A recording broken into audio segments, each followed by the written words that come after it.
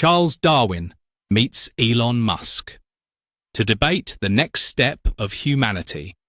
For 4 billion years, every living thing on this planet has played by one simple rule: survive. It's been a total lottery, a game of chance and adaptation.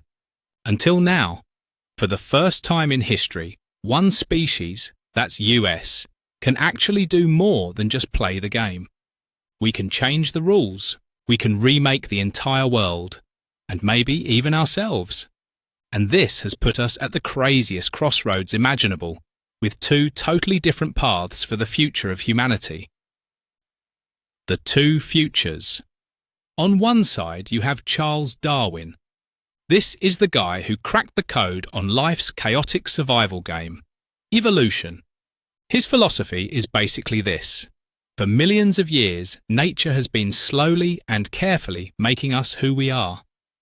It's like the world's most patient video game developer, running billions of tests to get things just right. Darwin's view is simple: trust the process. It's worked for a very long time. But on the other side, you have people like Elon Musk, who look at the world and see a ticking clock. We've got climate change, AI that could go rogue, and a dozen other ways we could get wiped out. To Musk, humanity is like a computer. Our bodies are the hardware, our brains are the software, and both are in desperate need of a massive upgrade. He believes our slow, natural path is a dead end, and we need to take control now.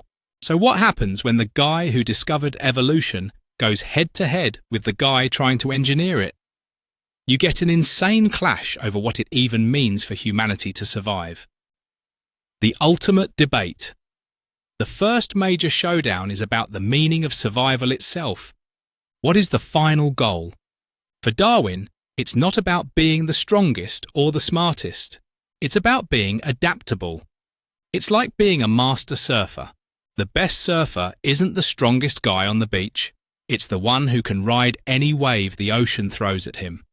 Darwin would say thinking we can just solve survival and stop changing is crazy arrogant. Nature has been testing ideas for billions of years. We just showed up. But Musk would say we're not surfing a gentle wave anymore. We're about to get hit by a tsunami. We're talking asteroids, superviruses, or an AI that sees us as ants. For him, survival is a math problem we have to solve. We can't just wait for evolution to hopefully give us radiation resistance. We have to build the lifeboat ourselves, and that lifeboat is technology. Moving to Mars isn't a fun side quest. It's a life insurance policy for the human race. This leads to the next big fight: the speed. Do we go slow and steady, or do we hit the accelerator? Darwin would argue that evolution's slowness is its best feature. It's incredibly careful. A bad change gets deleted. A good one gets tested for thousands of years. This process builds things to last. What Musk suggests, making massive, instant changes to our biology, is like grabbing the controls of a 747 when you've only ever flown a kite. You risk one tiny mistake causing a catastrophic bug that crashes the entire system. Musk's response? We're standing on the train tracks and the train is coming. He'd say we are in a race between our technology and our extinction. Natural evolution is an amazing process, but it is horribly inefficient. It's not designed to handle problems that pop up in a few decades. While evolution spends 1 million years testing one new trait, we could face a dozen extinction-level events. We don't have time for a debate. We need answers right now. And that brings us to the final question. Where does this all lead? Is there a perfect version of humanity? Darwin would scream, "No!" Believing in a final form means you don't get how life works. Life isn't a ladder you climb to the top. It's a tree with 1 billion branches, and every branch is a different way to survive. If we engineer one perfect human, we've created a monoculture. And what happens to a monoculture when the environment changes? It gets wiped out instantly. Our strength is in our diversity and our potential to become something new. Musk doesn't see a final form. He sees a resilient one. He would argue that right now, our brains are like old dial-up modems in a world of fibre optics. We're biological bottlenecks. The next step isn't about making a perfect body. It's about upgrading our abilities. Technology like Neuralink isn't about creating a superhero.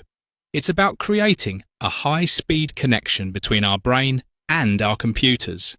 It's about making sure that when we build super smart AI, it doesn't leave us behind like we're its pet cats. This isn't just human evolution. It's the evolution of consciousness itself. So, where do we go?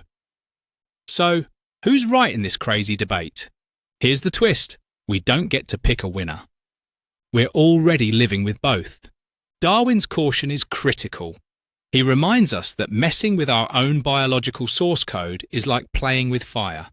If we get too arrogant and think we're smarter than billions of years of trial and error, we could literally delete ourselves from existence.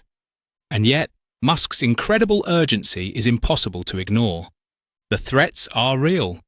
Just sitting back and hoping for the best feels like giving up.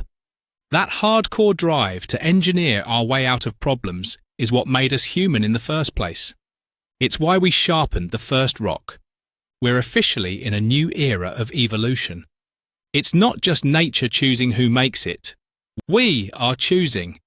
The decisions we make to edit genes, to connect our brains to computers, to leave this planet, are the new forces that will decide what humanity becomes. This showdown between Darwin and Musk isn't just a fantasy debate. It is the conversation happening in our world right now. It's the ultimate battle between where we came from and where we could possibly go. Will our future be discovered, or will it be built? So I'm asking you, if you had to choose, which path would you take? The slow, steady, time-tested path of Darwin, or the fast, ambitious and super risky path of Musk? Is our future in our DNA, or will we code it ourselves? Let me know in the comments what you think the next step for humanity is.